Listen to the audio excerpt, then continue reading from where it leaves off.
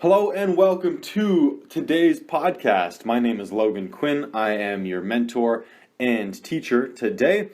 Today's topic is going to be diving into the different levels of consciousness, and this model is brought to me by Paul Chek, and Paul Chek got this from another author, so I'm double citing some sources here, but you can look up Paul Chek to find his source on this particular method of ranking consciousness levels. The reason why we're going to talk about this today is to analyze where you are currently at and also see where your environment is currently at in terms of consciousness. And this will give us insight to how to relate to people and how to have empathy and compassion for them in their struggles, and to not see them as being a problem, but rather just people going through a human experience. And going through their own struggles. And there are struggles at each level of consciousness, limited by your ability and your personal experience to see the world in new ways, which we'll get to later. So let's dive straight in. There are 1, 2, 3, 4, 5, and 6 layers of consciousness available to beings, particularly in this case humans, that are in a physical body. And by the end of this you'll understand why I say a physical body. But let's start with the very first layer of consciousness, which is known as archaic consciousness. The reason why it's archaic is that it is the very first form of reaction to the environment. So archaic consciousness refers to the consciousness that like worms would have, eukaryotes, very simple life forms that work on a yes or no level of understanding. You know, is this dirt that I can eat? Yes, and then the worm eats the dirt. Is this a rock? No, I don't eat it. Is it too hot? If it's too hot where I currently am, then the next question that the life form would have is, should I dig deeper into the ground to cool off? Yes. So it's a binary system, and it's very simple because these life forms don't have any biological structures that allow them deeper levels of consciousness. Now, this is, in terms of human lifetime, this is the kind of consciousness that we have in the womb, where as soon as our biological structures are built up enough to have some sort of reaction to the environment, where we have some simple structures that are leading into building up, the digestive system and et cetera, as we develop in the womb. This is the very first level of consciousness that we have in that development of the fetus. The second layer is magic consciousness. We find this in children below the age of 4, where, let's say, you hold out a tennis ball in your hand to the kid, and the kid's looking at the tennis ball, and you tell them to close their eyes, and you put the ball behind your back, and then bring your hand back in front of you, and you tell the kid, open your eyes. That child is going to think that you've just made that ball disappear when the ball is truly still in the room. This is our very first understanding of interacting with the world, and the reason why this happens this way not only is because our physical structures have not developed enough and we haven't tested the environment enough yet at that point in our life to know better, but also it is an evolutionary benefit for kids to work on that plane of consciousness, of magic consciousness.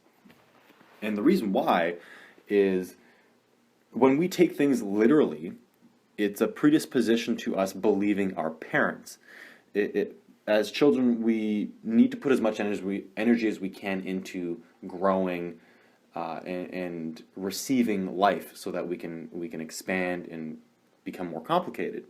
So a lot of our conscious decisions and our decision-making process is actually put on the parents. The parents do the thinking for us. They are our mind for the first few years of our life. So as we develop our body physically and respond to the environment from a sensory point of view, basically our brain lives in our parents, and whatever they tell us is taken literally. Whatever they show us is taken literally, which is why kids believe in magic.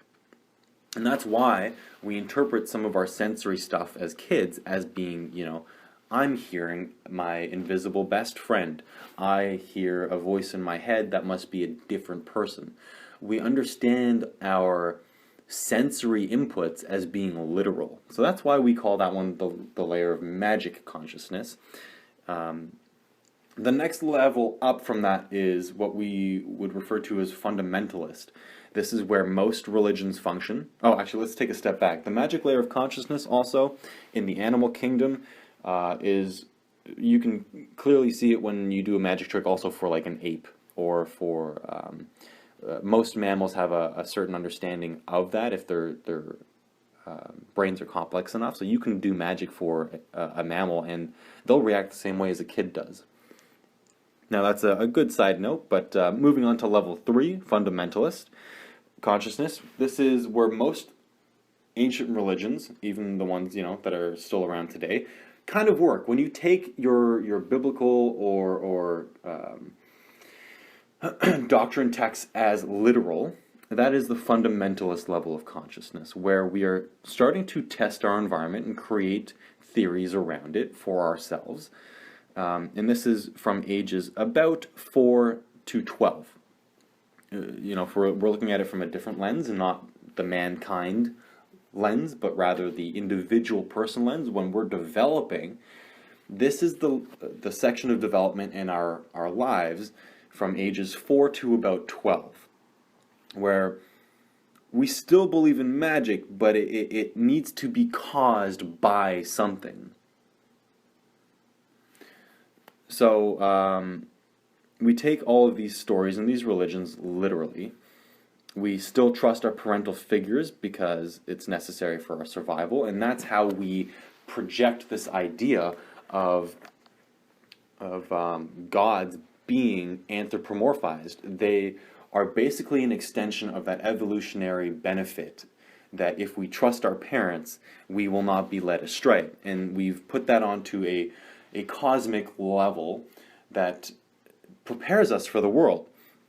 The reason why we do this, and there's many reasons why we do this, this is just going to be one aspect to that, is preparing us for adulthood.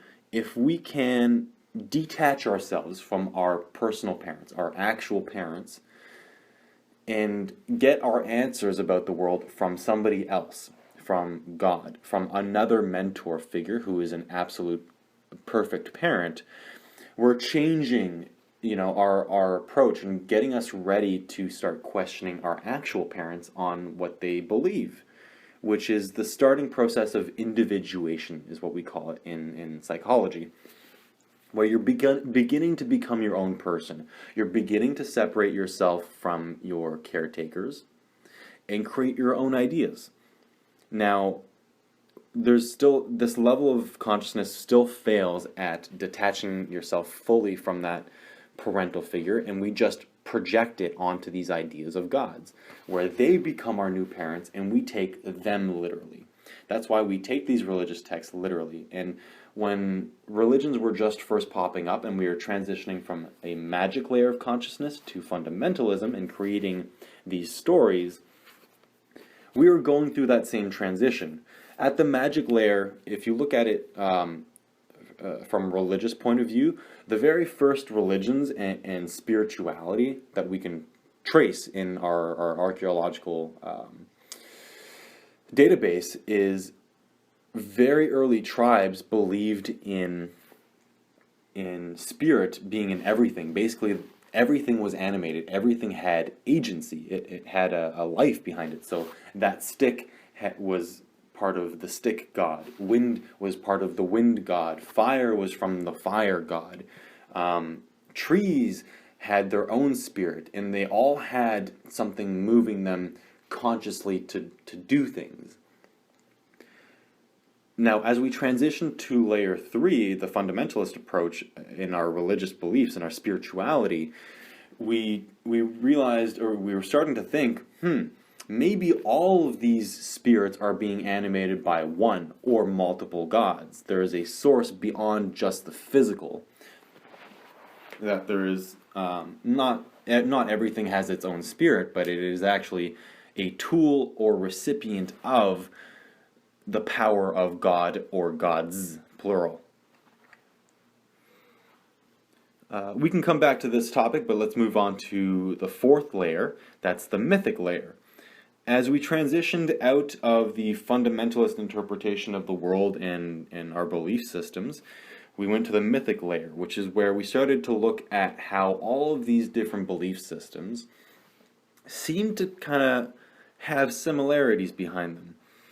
We began to understand linguistic nuances and understand how to read between the lines of things and see the truth behind all of these religious stories.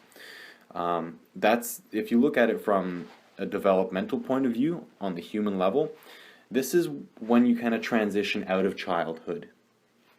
The mythic layer is us going into high school at ages around 10 to 13 is when we change into the mythic layer of consciousness as kids. And we start to read between the lines of things. We don't take everything so literally, and we start really questioning the world. You know, why do people believe certain things? What are they really saying? They don't really mean that, but they mean this. You know, when somebody tells me they love me, they might mean that in a varying number of ways. It may not just be the simple truth of I love you. It could be I love who you are being. I love what you are doing. There's more nuances to the understanding, which is mythic. We learn to read between the lines of things. And that's true for our understanding of consciousness. And religion is that exploration. Spirituality is that exploration of consciousness. So in the mythic stage, we begin to look at how everything says the same story and piecing together the truth behind things. We're starting to compile a scientific method, essentially, that we can test and see where our own nature continuously creates these stories, and the ways that all these stories, these myths, and these religions have similarities. There is probably more truth behind those points than behind the differences in all the religions. The differences tend to be more around cultural differences and value systems of the particular area, who was in charge, what wars were going on. But the similarities of all these different religions and belief systems have more of a truth. So that's us leaning into a more scientific approach behind things. We're learning to test and question the results of things, rather than just take them at face value. In the mythic stage, as we're transitioning out of that one, we find that a lot of these religions, as we transition out of fundamentalism into mythic religion, we find the presence of mysticism becoming more and more common in each of the main religions. In Islam, we had Sufism develop, where it was the more mystic approach, not taking the stories quite so literally, and really diving into what is the meaning behind all of this and what is being said underneath the stories. What are they saying from a metaphorical point of view? In Christianity, we had the Gnostic Gospels and Gnostic teachings, and those were even around at the very beginning of the onset of Christianity. And those were borrowed a little bit in principle from Hinduism and Buddhism. I think it was Paul or Peter who had gone to Asia a little bit, or had interacted with some Hindus and Buddhists, and brought that back into the culture, which is why we found that the early days of Christianity had Gnosticism in it. Gnosticism, or gnosis, was the Greek word for knowledge. And each main religion has its own mystic approach that says these teachings are not literal, they are metaphors and allegories and parables for the real truth behind it. And that was the important phase in our evolution, to start transitioning out of our childhood. If you look at it as the first 3 or 4 layers of consciousness are basically mirrored in our development as children, from going from being in the womb in the archaic phase, magic being the first few years of our life out in the world, taking things literally and adhering to what our parents say literally for our own survival benefits. Fundamentalism is creating our own ideas from the stories that our parents tell us and taking things literally and taking the world at face value. Mythic is starting to question things for ourselves and to start reading between the lines of what is really said in language and in normal day life, but also in our stories and the meaning of life and what is going on in the world around us. As we transitioned as a populace out of the mythic stage, we got into the modern layer of consciousness. And this is where we're currently at as a society, and you'll probably recognize this quite a bit. So the modern layer of consciousness says that myths aren't actually true. These religions are not actually true. That's why we're in a secularist society, a secularist movement right now, is that we're realizing, shit, all this stuff that we believed as kids was an absolute fucking lie. All these things that we as a species, when we were children in our childhood layers of consciousness, was all bullshit. They were all things that we believed so that it would help us survive in our environment. But if you really dig into it, it's all man-made. It's all just a mere reflection of our own minds out into the world in our stories. And that's a major problem. We're going through a major existential crisis as a population. That's why things are going to shit and the world's falling apart, is that we don't have a cultural myth anymore. We have no way of understanding and formulating our own congruent and agreed upon ideals, and without ideals, we have no moral compass. We have no code of ethics. We don't have a list of things that we can follow that says this is good or bad. And we'll get into that in other podcasts on how that relates to disease and death, and what sin really meant on a biological level is, these 10 commandments and other rules that religions gave us basically prevented us from engaging in sin and prevented us from biological degeneration, is what it really is. But we'll get into that some other time. So the modern layer of consciousness has a ceiling that we're hitting, where we're taking the world literally and we're finding that these concepts that underlied all of our stories in religion goes back to this idea of duality, where if God is everything, God is both good and bad, God is both kind and unkind, He is both Satan and Jesus, He is the devil, He is war, He is love, He is food, He is death, He is light, dark, you, me, He's everything, or it is everything. And more, especially kids growing up in this world, are facing nihilism, where the idea of nihilism, the concept of it, is if everything cancels itself out, nothing really matters. There's no motivator to be good. There's no motivator to be bad. Nothing has intrinsic meaning anymore. When we had gods that were like our parents, we had something motivating us to be good. We had it being accepted by our parents. Our religious cosmic parent was that motivator. Just like kids want to do good by their parents and not be punished by our parents, as a species, we did the same thing with gods, and we're phasing out of childhood now, and we're going, shit. Well, if I don't have to live to my parents' expectations, and that all of that shit doesn't fucking matter, how do I know how to be good or bad?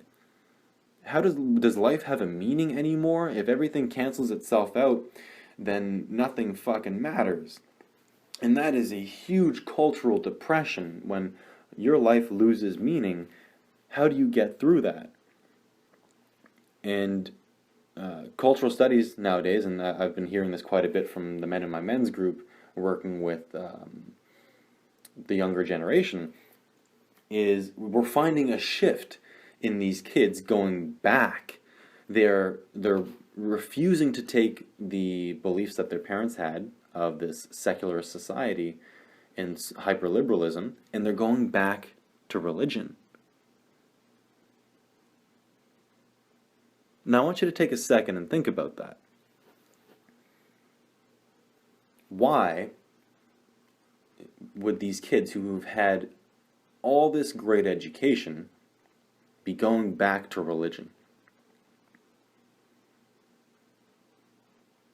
It is the same motivator that we face when we go out into the world as adults and are overwhelmed by it. And we rush back home to mommy and daddy and go, I can't. I can't. I don't know how to get through this. I don't know. Life is too much for me. I can't do it. So just like in a video game, when you don't want to face the next boss and level up and get through the game, you go down to previous levels that you've already passed, and you enjoy it because it's now easy. You know, you've accomplished that level and you've mastered it, and it's enjoyable now that you get to play in it.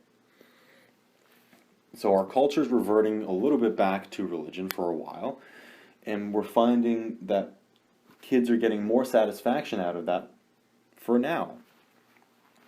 But eventually we're going to have to face that depression of what is beyond the modern level of consciousness. What does it mean to dive deep and to get past this wall, this ceiling in our consciousness that is so represented by depression? You know, suicides are at an all-time high, and people are losing their way in the world, and there's no cultural myth, and there's no ideals, nobody knows what the fuck's going on.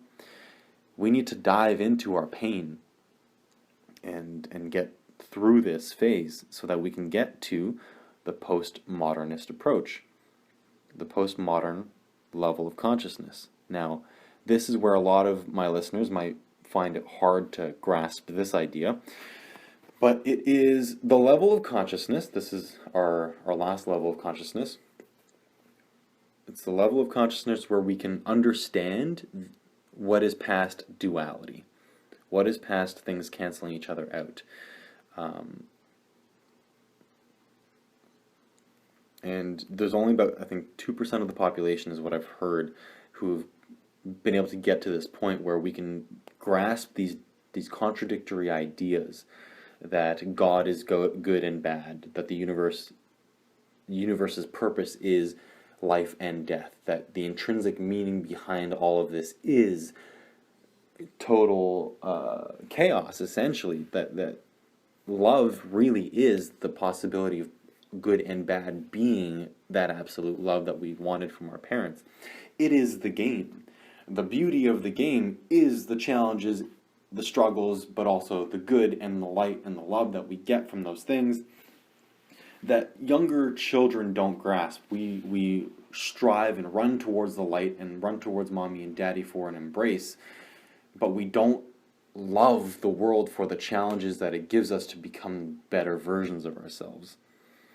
So if we ever want to get to this postmodern society where we can understand each other, love each other, we need to get past this obsession with duality, that there is an objective good and an objective bad. That's very hard for a lot of us to give up. Because then how do you know how to be good or bad? And that will be a talk for a different day.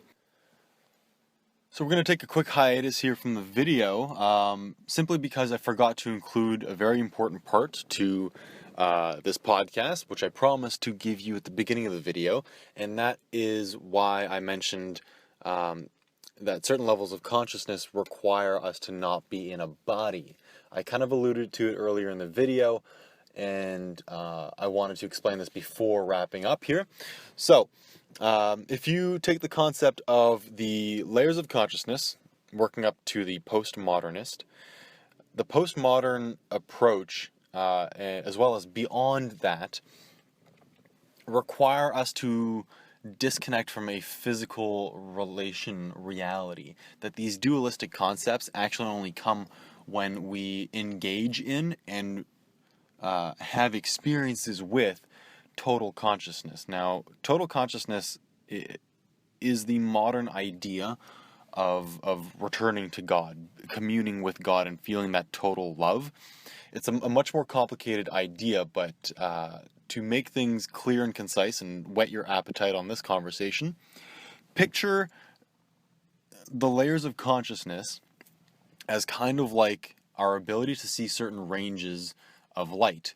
There are different wavelengths that cause different colors for our eyes to pick up. Now, we can only see part of the wavelengths. There are infrareds that are below the red spectrum, and then ultraviolet, which is above the violet, and radio frequencies, X-rays, those are all, gamma rays, those are all on the same spectrum of waves, but we can't see them. You could think of consciousness as the same way. There are layers of consciousness that we can only tap into when we disconnect from our body, and that's why the practice of astral projection and certain experiences we get when we trip on particular drugs, we have an out-of-body experience, is what we say in common tongue. But the overarching feeling behind those experiences is a return to this non-dualistic, everything is one, total consciousness, unconditional love, and you're out of your body. You return to the universe. Now, there's much more behind this idea, and much more behind why seems to be a valid concept. And we can dive into that in a different podcast by looking at the concepts of physics and quantum physics, as well as the archetypes that were found in many old religions, and particularly was looked at in Sufism, in the mystic streams of the religions. And that is the path of current spiritual journeying. That's why so many people are trying to reconnect to this new layer and are going on these shamanic journeys, going down to Peru or South America, and paying these shamans to take them on these drug trips with ayahuasca or whatever it is that they're using to bust through the next ceiling, to get through this postmodern ceiling, or through this modern ceiling, so that we can get past the idea of dualism and through this nihilistic dead end to where we are at. This is our challenge to get through this layer of consciousness. Now, those who go into these shamanic journeys and tap into this particular experience without having been in the layer of consciousness and done the work of the modernist approach and connected deeply to their body through some form of therapy and body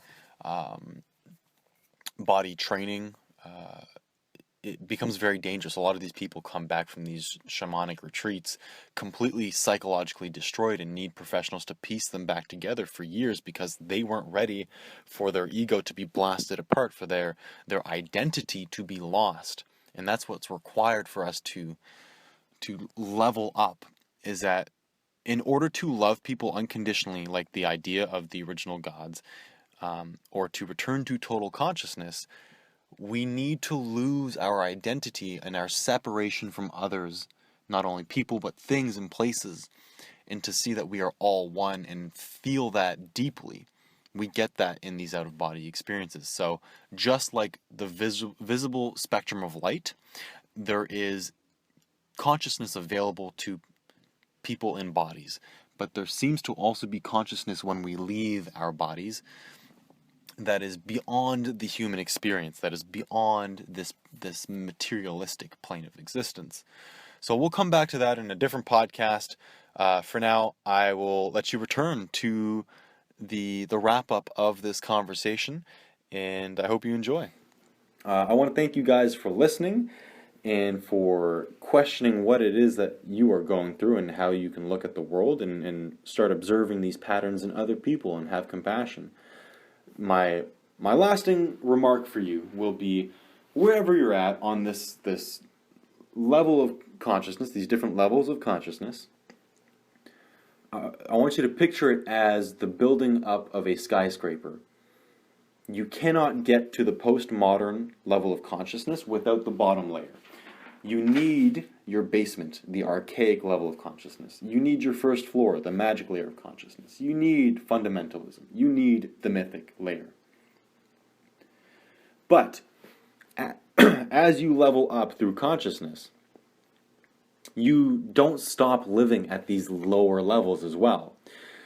You don't rise above the struggles and the feelings in mythic and fundamentalism and magic. You don't give up the need for love of a parent or a god. You don't give up, seeing people as the enemy. But you can see through the bullshit that that's not real. You live in the entire skyscraper.